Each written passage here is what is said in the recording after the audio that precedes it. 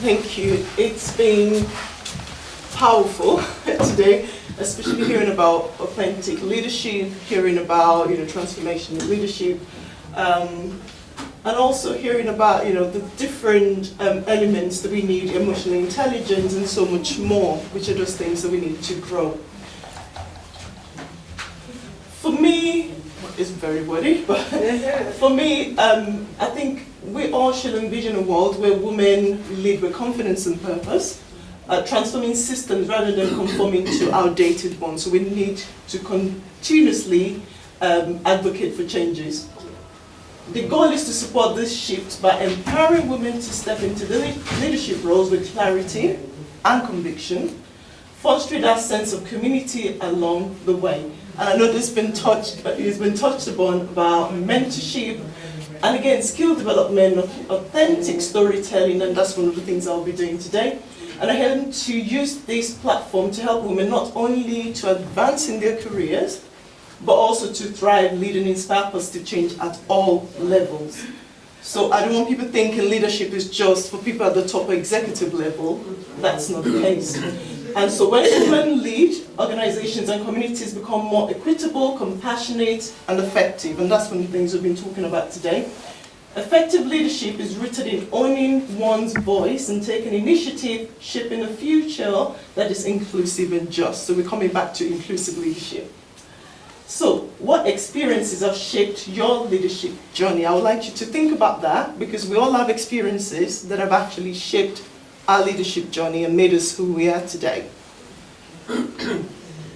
So what is my journey? So my education background, I graduated from London Metropolitan University, biomedical science. At that point during my education, I became pregnant, my partner left, so I was left with a baby during my education, but was able to graduate, which is good. And my professional career in senior leadership, I've been 17 years in the NHS now. I work in project management currently, and I'm the group co-chair for the Disability Network. In terms of health and conditions, I have multiple comorbid long-term conditions and disabilities. I know as you see me, you don't realize, and that's what they say, invisible disabilities. I'm introverted, very introverted. And someone once said to me when I shared my story that if anyone else has been in my situation, talking to everyone else, they will be bedbound, hospitalized, or given up on life. So this is just a snapshot of me. As I said, I have multiple long-term conditions and disabilities, and those are mainly, a lot of them. I suffer from my fibromyalgia, which is pain, intense pain.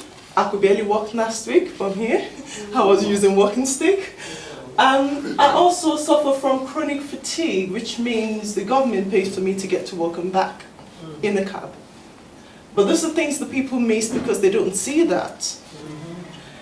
And because of all the other conditions, there's an interlap of them in terms of now going into perimenopause. So I know the women here who will understand that. So, again, other factors that have affected me in my daily life. And as I said, I had my son when I was in the uni. He's 22 now, by the way. And I had to raise him by myself. And all my family are all abroad, so it meant I was on my own trying to raise a child and work as well. I was homeless for 14 months, and we can imagine working in, being a full-time job, being made homeless with my child, putting in council's accommodation, and that intensified a lot of my health conditions as well. Part of it is bullying and harassment at work. I know a lot of people can relate to that. ICU experience. In 2022, I had a routine surgery, and I was the first on the list meant to leave afterwards. But then things went wrong, and I woke up, found myself in ICU with the intubation, which now affected my voice and my lungs. It's because I had a collapsed lungs during the surgery. Had more situation, which you said, if you have more situation, you cannot, for someone that's had a long issue, you shouldn't be there. So which meant again I had to, even though I'm by myself, I have to find an alternative accommodation. As I said, recent perimenopause, I know, still look at my weight. And at the moment, because of my health conditions, I have difficulty cooking or taking public transport as well. So it's not all gloom and doom. So there is a positivity in terms of a quote that I just saw this quote and it made so much difference in my life. You see, it is, I don't know where the quote is from. Amazing things happen when you distance yourself from negativity. It can seem very simple, but it had a significant impact in my life. So what has changed? So, transforming the challenges and disabilities into strengths. So I started to look at what are my strengths. And my mom said to me, I was there with you in ICU, you almost died, don't let anything stress you out. And I think a lot of us carry a lot of stress as moms, wives, parents, worker. And that made that change. And I started to look at what help and assistance do I need. So I started researching. And I think a lot of people, this is encouraging them as well to research for themselves opportunities out there, recognizing our personal limitation to prevent burnout.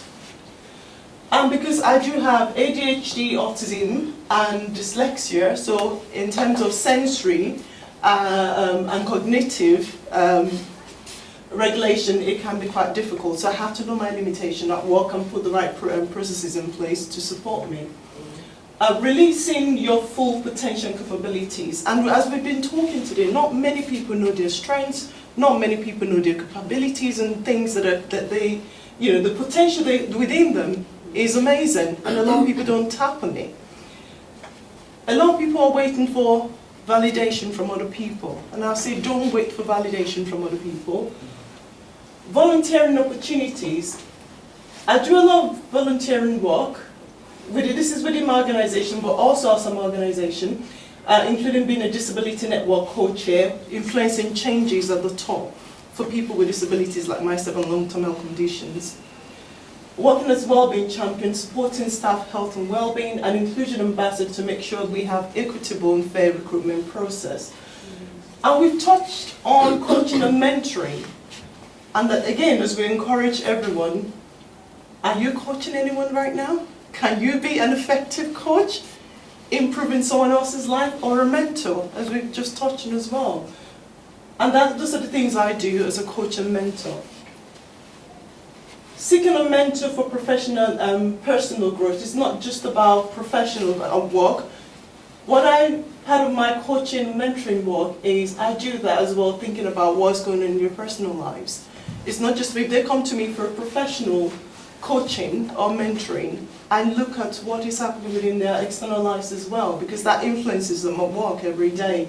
And as we trying to grow people as a leader, those are things that we need to think about. How can we support them and help others to thrive? Especially for me, as an introverted black woman with disabilities, I know we talk about working twice as hard. I've had to work 5 times as hard to get to where I am today. Training development and career development opportunities. And I'm going to ask this question because I know, what is your most recent development opportunity or training? As anyone, because as we grow in our leadership, we stopped going to trainings. Anyone was here? I trained as a domestic homicide review chair, so I'm accredited now. Excellent. See, you didn't stop there. Yeah, and on Thursday I have a leadership development training, and this is to do with the new area I'm doing. So it starts on Thursday for 2 days. Yeah. Which is great. That's why I always say, never stop there. We all keep growing. We all keep learning. And as we're here today as well, is for us to grow and learn. Again, advocating for ourselves and our needs. And I know in the workplace, as we grow in our senior leadership journey, a lot of senior leaders don't identify as having disability, even for those that have disability. It changes. But then if we're telling our staff or team members and everyone as well, we want to support them, we want to be an inclusive leader, we want to be an inclusive organization, but we're not considering the intersectionality of, you know, the black women, how they're getting the support they need. Someone with disability, how they're getting the support they need. That's, for me, that's one of the things I struggled with, because nobody advocated for me. I had to advocate for myself. And I heard about sponsorship. I've never had a sponsor myself. I tried.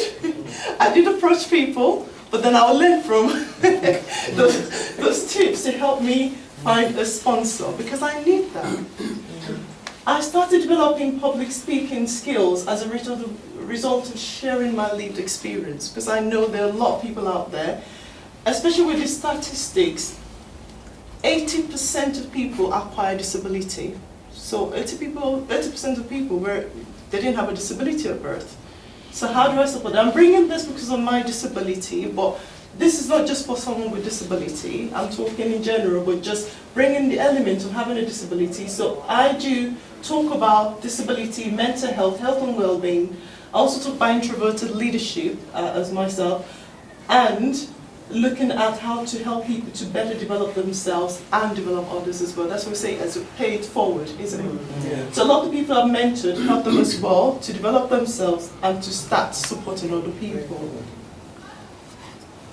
So some of the, again, as we talked about, having networks is so important.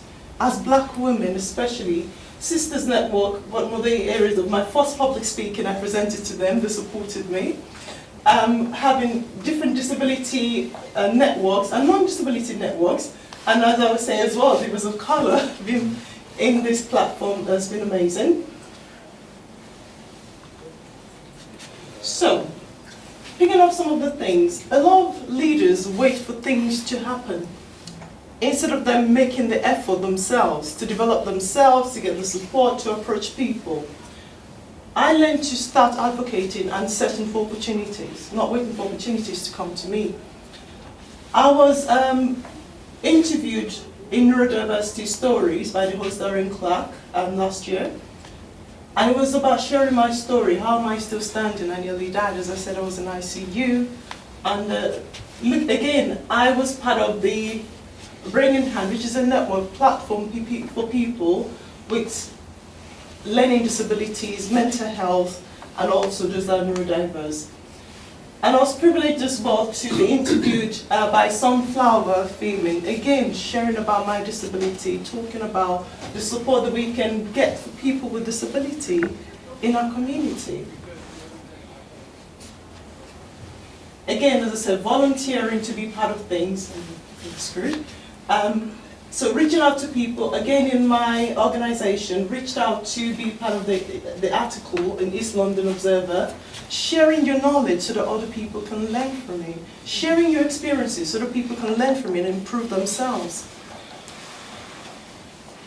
Again, in terms of well-being, I do a lot of well-being discussions, even short rounds as well, because when people come, some people that can't go to webinars or things, short round, they can relate, and it was powerful. And I'll give an example. There's a colleague that I manage. They don't share things about what's going on in their lives. You know, they just come to work as a manager and that's it. They attended the Schwartz run and they were able to trust in me more. So building trust in other people, I think that's an important step. So I help them to build that trust and be able to communicate to me about what is going on. I was also part of the Disability Summit this year, 2025, sharing my experience. And also, as you can see, the Black Inclusion Week as part of that. It's just demonstrating how we can share our experience and help other people to grow as leaders. Again, part of my talking about disability, what I used my power to do was to influence change, not just for myself, but within other organizations as well. And one of the changes was I advocated for the change in the treatment pathway for autistic people with eating disorder. Because at the moment there's a tick box, you know, if you don't fit into this category, that's it, we can't treat you. So I was able to discuss with the service, and now they actually talk about that when they're doing the MDT, the multidisciplinary training, for their staff members, and actually mention my name as part of the change I made for them. So, again, we don't wait for self-recognition, and I've learned not to wait for self-recognition. If I do, I'm not going to get anywhere. So I have to constantly strive and build myself as a leader. And I tell colleagues that I manage as well, even if they don't feel they're in a leadership position, they can still be a leader. As we said, leader at home, self-leadership, leading anywhere we are leaders, especially as women. We're wives and mothers. Not just leading at work, we lead every aspect of our lives. Even we advocate for our children. We advocate for our family. Some actually have to take their husbands to see the doctor. You're advocating for them as well. So, being brave in the boardroom, again, that's for senior leaders in the boardroom, sharing my experience. So I share my experience not just at senior level, but at every level, because we need to bring everyone along with us. So, again, and this is an aspect, I would say, as part of the things to grow yourself in your personal achievements, if you don't advocate for yourself, no one will advocate for you. You will wait forever. Some have the privilege of having that, support, but not everyone does. And so part of my work is to encourage people. And I say, if you don't get an award, if you're not nominated, because people say, oh, nobody nominated me. Can't you nominate yourself if you know you've achieved things in your life? You shouldn't wait for validation. If you've achieved it, and you know you've achieved it, it's not bragging. You're demonstrating your achievements. So, I was privileged to be just in last month in the the Black Talent Awards, to be awarded for the public sector and services. An award, which is great. I couldn't go because of my legs. That's part of my disability. But as I said, if we're looking for someone to validate us, we won't get anywhere. And I have to, because my disability already is a limiting factor. Every day is difficult. I'm standing here, but it will take me a while to recover afterwards. And because of reaching out, and I say as a leader, I was invited in Black Prize Leader of the Week to be their group leader. I wasn't expecting it. It's again visibility. I don't know if I mentioned, visibility is key. Because if people don't know you, if your name is not out there, nobody will call you to do anything. So again, we have to be visible.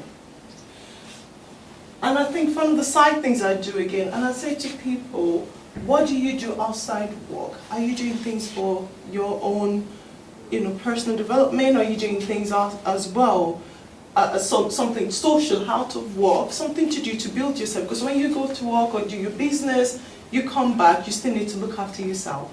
So encouraging people to find things. For me, that was modeling. Because when I was younger, I always wanted to be a model.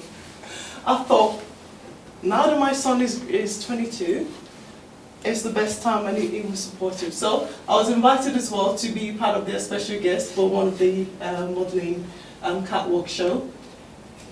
Again, I go into pageantry now. As part of the things that I do. The reason I'm bringing this in is to say that I'm not limiting myself. Because people look at me and say, you've got disabilities. I said, but don't be limited. That's why I want you to know that you're capable, you have the potential. I was crowned Miss British Beauty 2025. I won an award just this year as well in June for empowerment, disability empowerment. Again, people ask me, how did you do it? And I say to them, if you put yourself out there, opportunities will come. So, one of the quotes is, hard enough living with an invisible disability, so be considerably empathetic. So let's be empathetic leaders towards other people. Again, sorry, this is just a screenshot of a lot of the things that I do as part of the work I'm doing to support many others like myself. And that was just, again, when I do modeling, I share with people about my disability, and so that they can be encouraged, especially people with disabilities that feel they're not capable enough to model or to do anything. I do. I just know I have to manage, understanding my limitations. So, I started a podcast this year, I spoke to someone about being in their podcast, and they said to me, why don't you start your own podcast?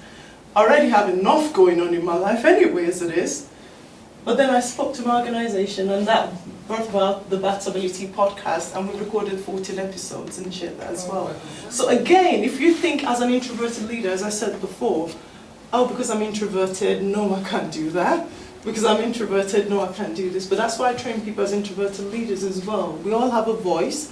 Let's use our voice. Let's help each other and encourage each other to grow.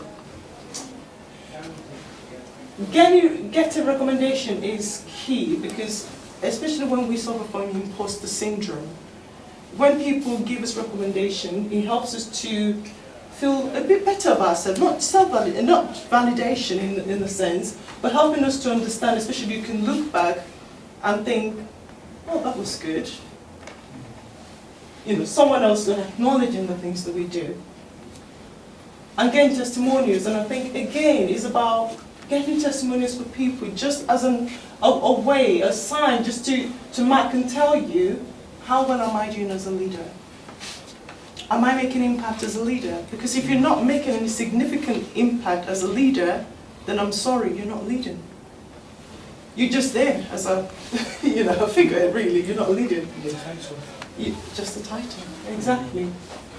And I always say, my reflection, for me, it's about my disability. I say my disability is a reflection of my work, rather it highlights my authenticity and individuality. So again, we bring that authentic self. And I'll just bring some of the other, it's just about disability. Disability is a matter of perception. If you can do just one thing well, you're needed by someone. That's Martina Navratilova, and there is no greater disability in society than the inability to see a person as more. Robert Unzel. So we are much more than our disabilities.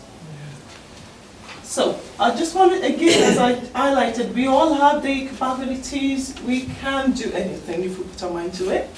And as leader, we can use our voice as well and our inner strength. But I think a lot of people just need to find the strength. They've got the strength. There's something they're good at. It starts with passion.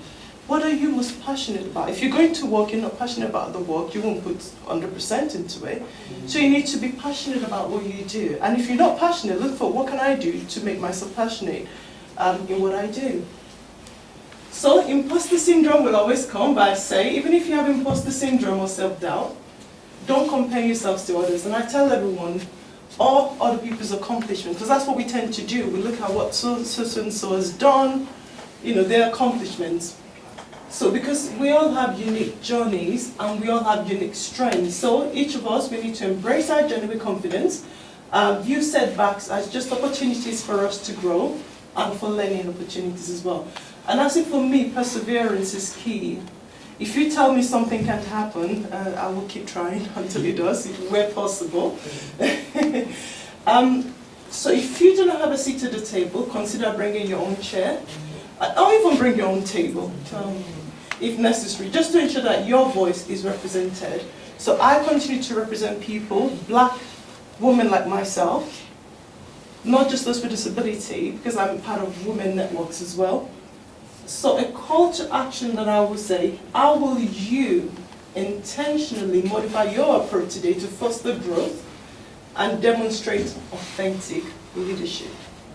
It's just for us to think about, but I'm happy for anyone to share at the moment if they can think of something that they would do differently today, from today. How I approach people, like beyond Divas of Color, I haven't really put myself out to speak on other platforms, or rather what I do is try to approach people to come and speak on Divas of Color. I should also want to go to other platforms and speak and be advocate for Divas of Color. And I think that would be amazing. Exactly. Because then you get to other people as well, you share with other people, as again, learning with other people and other platforms as well. Being more intentional about putting myself out there. Definitely, because we need to be intentional. Yes, typical it. Because I was just thinking about when you said about if you don't advocate for yourself, if you don't say yourself, if you don't advocate for yourself, who will advocate for you? So it's like, I mean, I'm looking at you and all the different things you've done, and you've put down all that. I won an award last week.